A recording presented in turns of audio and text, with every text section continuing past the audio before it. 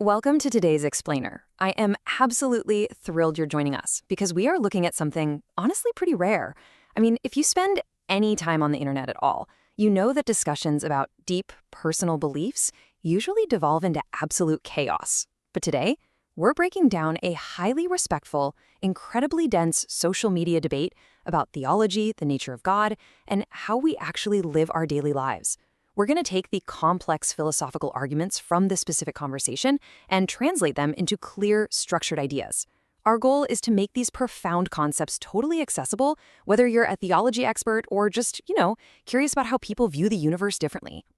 Okay, let's dive right into this. To really grasp the debate, we first have to understand the baseline that sparked the whole thing. This quote represents the absolute anchor of traditional belief. The original user notes that accepting God's love gives believers this solid ground under their feet, helps them accept themselves, and basically makes them way less manipulable by the world.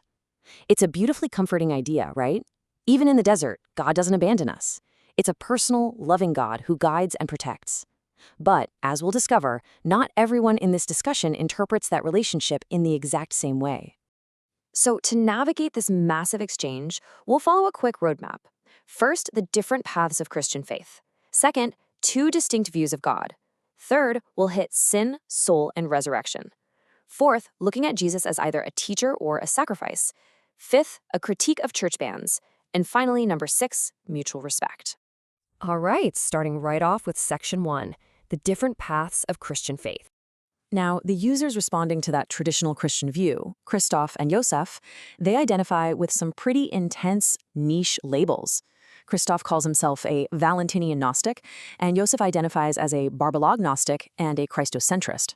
Okay, I know, don't let those terms intimidate you. What they essentially mean is that these guys prioritize a deep, internal, metaphysical understanding of the world. It's a sort of Christ-centric mysticism, which places it outside of traditional Orthodox dogma. They still actively consider themselves Christians, for sure, and they share this deep reverence for Jesus, but their framework for understanding him, it's radically different from the mainstream church. Moving right along to section 2, two views of God. And this brilliantly illustrates the real core of the theological divide here.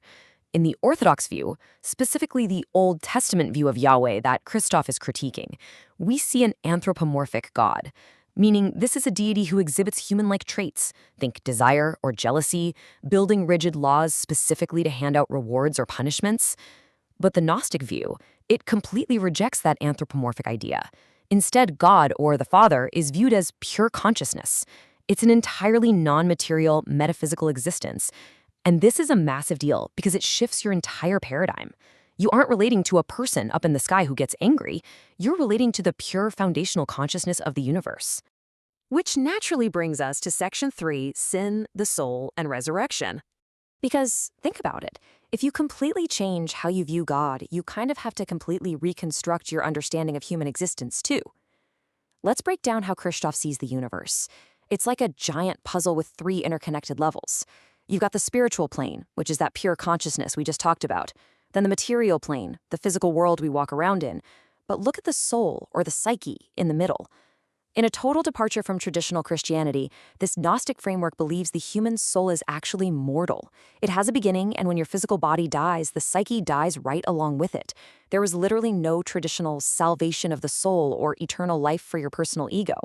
Wait, so if the soul dies with the body, what in the world happens to resurrection? Well, resurrection gets pulled from the future directly into the present. It happens here and now. In this framework, resurrection absolutely isn't a bodily event that happens after you die. It is a living, earthly process of spiritual awakening. It's the daily process of letting go of that mortal psyche and identifying yourself completely with the spirit, that pure, eternal consciousness. The goal isn't to live forever as you, but to achieve liberation and sort of gently fade out from this world through deep understanding. And naturally, this totally rewires the concept of sin. In a traditional law-based framework, sin is a crime, right? It's breaking a commandment, and humans avoid it because they fear punishment or maybe they desire a post-mortem reward from a judging God. But if God is pure consciousness, sin becomes something else entirely. It becomes ignorance. It's just a lack of awareness that leads you to act incorrectly. Therefore, The solution to sin isn't begging for forgiveness from an angry judge. The solution is conscious self-transformation. It's changing your own thinking and behavior through deep internal realization. It essentially puts the responsibility of spiritual growth entirely in your own hands. Let's look at Section 4. Jesus' role. Is he a teacher or a sacrifice? Now, what's really interesting about this is how directly the Gnostic perspective challenges standard church dogma regarding the central figure of the Christian faith. In the traditional Orthodox view, Jesus is the sacrificial lamb, the one whose physical death paid the price for humanity's sins to appease the wrath of God. Christoph, however, finds this concept of a proxy sacrifice totally alien. He sees it as outdated. Instead, in his Gnostic framework, Jesus is viewed as a mystical archetype. He is this profound, mythical teacher who came to reveal the true essence of humanity to us. He isn't paying off a debt. He's showing us the path to that here-and-now resurrection we just talked about.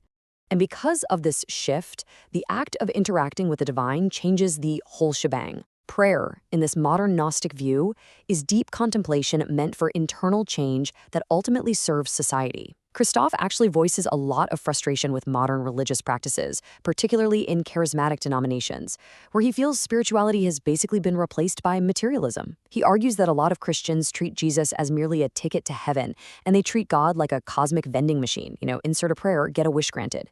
For him, that completely misses the entire point of spiritual transformation. All right, moving to Section 5, Critique of Church Gans. Abstract theology is fascinating, for sure, but in this thread, the users quickly pivot to the tangible, real-world ethical implications of these belief systems. Both users outline some really sharp critiques of the institutional Catholic Church. They lament the lack of free, open questioning.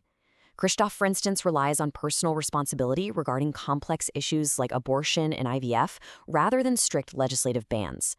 Joseph actually takes it a step further, passionately pointing out that banning contraception has devastating, extreme consequences in regions like Africa and South America.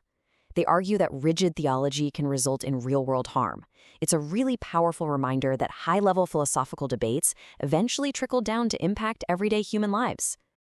And finally, Section 6, Mutual Respect in Discussion.